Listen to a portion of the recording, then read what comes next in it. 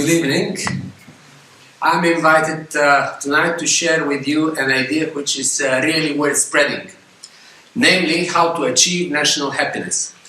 We shall use a toolbox with 3 instruments inside: calculating, voting and flying. Remember this.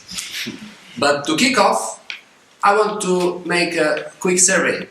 Please tell me, how many of you are happy with your respective governments? How many? Happy, happy, very happy. Very happy. Eva, please tell me. How many? I would, 4 people. This is something like very, very much under 10%. I'm lucky, I'm really lucky to have tonight the perfect audience for this speech. Let me first tell you my story. I was born because of a miracle. The miracle is that Bulgaria succeeded to save the Jews during the Second World War, and this was how my family was saved. But unfortunately not the entire family. You see the little boy there, when he became at your age, he was exactly like you, student here in France. And the Nazi government took him to concentration camp and killed him. He was my cousin. Actually, Nazi government was the worst in Europe, and the only indicator of happiness was to be alive or to be killed. In my childhood, I believed that happiness is a woman. More precisely, my mother. And because my father was university professor to my mother before getting married to her, I decided that all the luck goes with university professors. Since my early youth, I wanted to become university professor, but the big question for me, up there, professor in what? My first inclination was to become professor in physics, because my family believed that Albert Einstein was the greatest mind ever. My grandma would say, I would like to vote for E equals mc squared. And if you ask her, well, grandma, can you prove it? No, I cannot prove it, but I know that he is Jewish.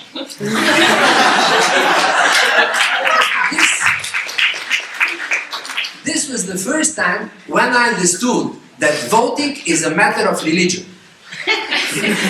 Finally, I decided to go for mathematics. I majored in computer sciences and mathematical logic, and these two are capable to convert everything into a number and every dispute into comparison of numbers. And this makes disputes useless. My job was to upgrade computers, but to discover that the computer calculates faster and better than any human being was a big damage to my ego. A heap of metal and some electricity is smarter than me. I just couldn't handle it. And I decided to leave computers upgrading in the skillful hands of people with much smaller ego than mine. People like Bill Gates, who brought the computer to our home, or Steve Jobs, who brought the computer to our pocket. Now we can calculate from within our pockets. Or Elon Musk, who is currently implanting the computer into our brains, which I believe is a great idea because many more people will start thinking. And so I decided to quit upgrading computers and to start upgrading myself. During communism, I was allowed to compute, but I was not allowed to vote. And voting is a decision-making system which was invented 27 centuries ago in ancient Greece. So, during the 70s and 80s, I was hippie, long hair, long beard, make love, not war, very much anti-establishment, and this easily brings you to politics. Politics brought me to parliament, and in parliament I asked Bulgaria to quit the Warsaw Pact, which was the communist military organization of the Soviet Union, and to join NATO and the European Union, which became my dream. Materialization of this dream came as a result of another political miracle, possible probably only in Bulgaria. The Bulgarian king in exile, His Majesty Simeon II, after 50 years in exile, decided to return back to Bulgaria, formed a political party, won the elections, formed a government, and invited me for his foreign minister. he gave me my job description. Solomon, your duty is to fulfill your dream. Take Bulgaria into NATO and the European Union. Okay, Your Majesty. And the award for mission accomplished was a hug, but not an ordinary hug. It was a royal hug. When someone fulfills a dream, he is losing a dream. And look what happens with people losing their dream. But this was not the biggest shock to me, to lose the dream. The biggest shock to me, after 10 years in democratic government, was that democracy is frozen in its original form, invented 27 centuries ago. It calculates votes. It doesn't calculate consequences. Exactly as in ancient Greece. Because elections depend on religion. Remember my grandma. Depend on prejudice and dogmatism. This is when opinion prevails over facts. They depend even on weather. In my own constituency at the Black Sea, some people were not going to vote and stayed at home because it was chilly and raining, and other people did not go to vote because it was sunny and they preferred to go to the beach. Voting is as reliable as flipping a coin, rolling the dice, or gambling.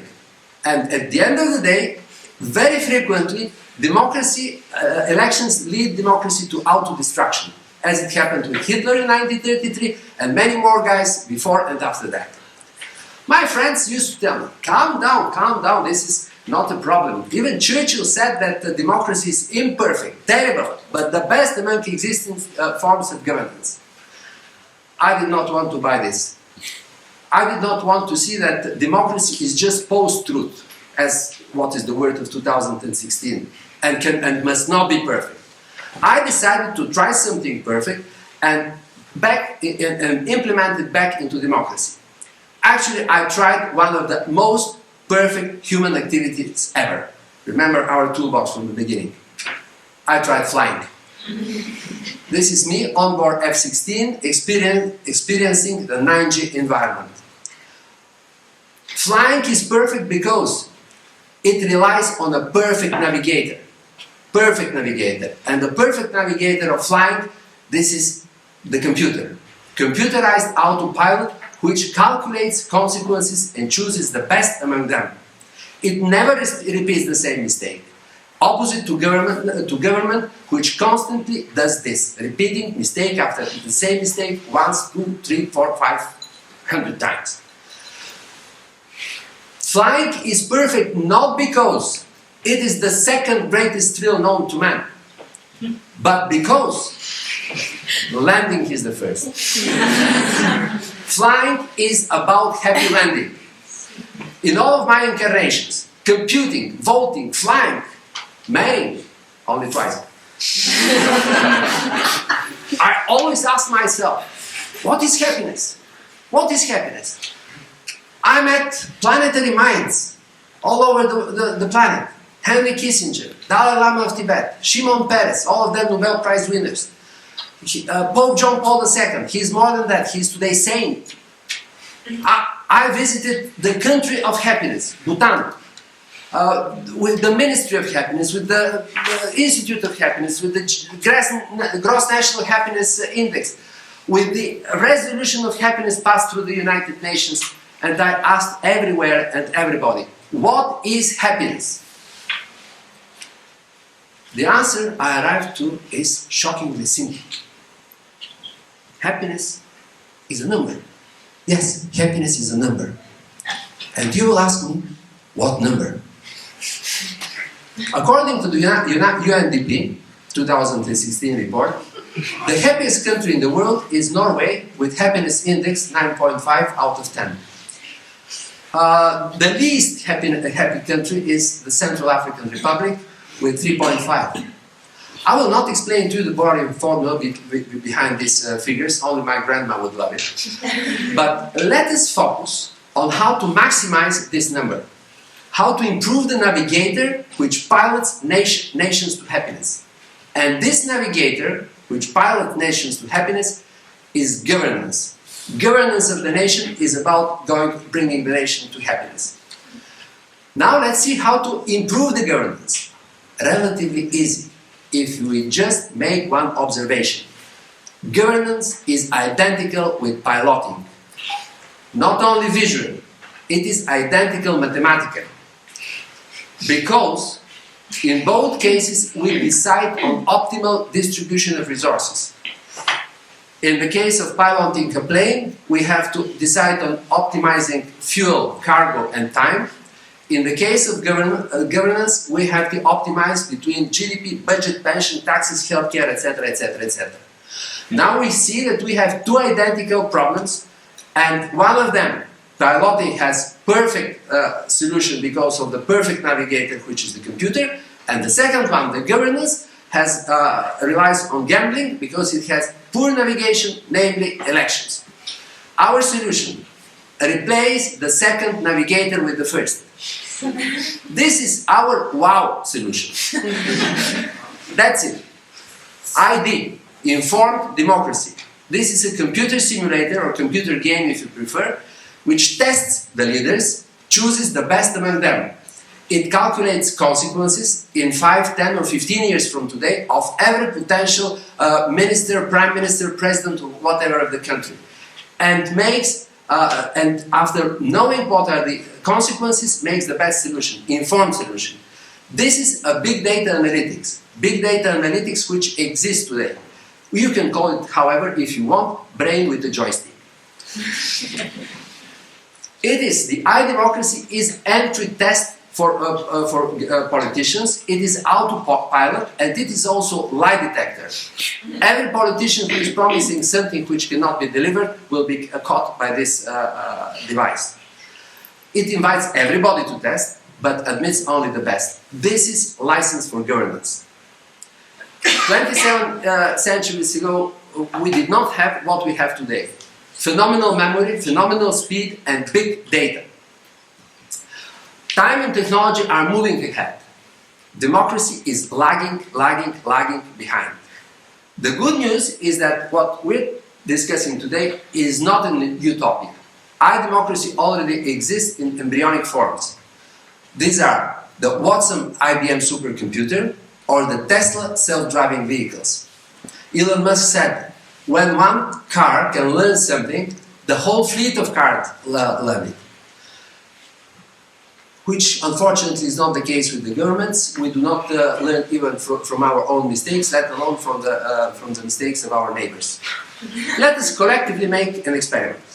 Suppose all of us are on this plane and we are passengers there, and out of a sudden the pilot is incapacitated.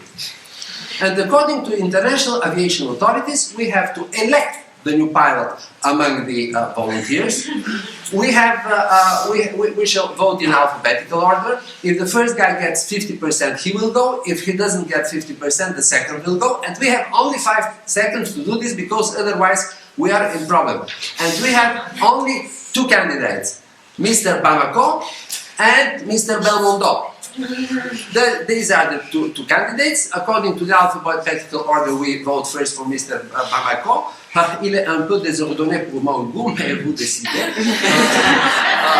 Who is, even help me, who is voting for this guy?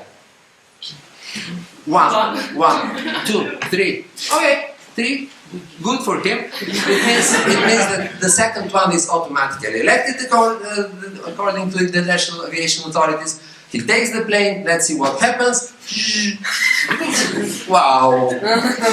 I'm so sorry. I'm so sorry. We choose poorly. Why we choose poorly? Because we didn't know something. We did not, we made an uninformed decision. The nice looking Belmondo is only interning flight attendant. While the other guy, the clumsy Bamako, is F-35 pilot, high-ranking gamer, and we even didn't read what was written on his green t-shirt. It says that he is a gamer. He is a gamer. iDemocracy, that's how we make suicide with the elections every day, like we just made it with this plane. So think tomorrow when you vote in your country. iDemocracy will fix one of the greatest paradoxes and deficiencies of traditional democracy. And it is that for all those vehicles on the left-hand side, you need a license to drive. The only two for which you do not need license to drive, these are bicycle and your own country. The whole of this concept came to me 10 years ago when I was in China, more precisely Tibet, Lhasa, and talked to a Chinese friend of mine. I asked him, you have relatively good economy. Why don't you add some democracy, some elections to it?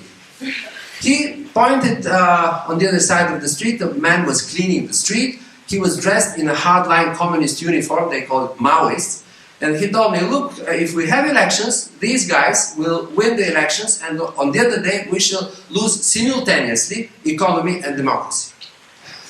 And my team and I started thinking of how we can develop a solution which will work equally well in China, in the United States, in the European Union, in your municipality, if you wish, in your university. And we came with the concept of the I-democracy. And exactly like Facebook started from the university campus of Harvard University, it is absolutely probable that the I-democracy will start from the campus of TEDxSciencesPoCampusDijon. I-democracy will disrupt traditional elections by education. Fasten your seatbelts. May the happiness be with you. Coming soon. How many minutes?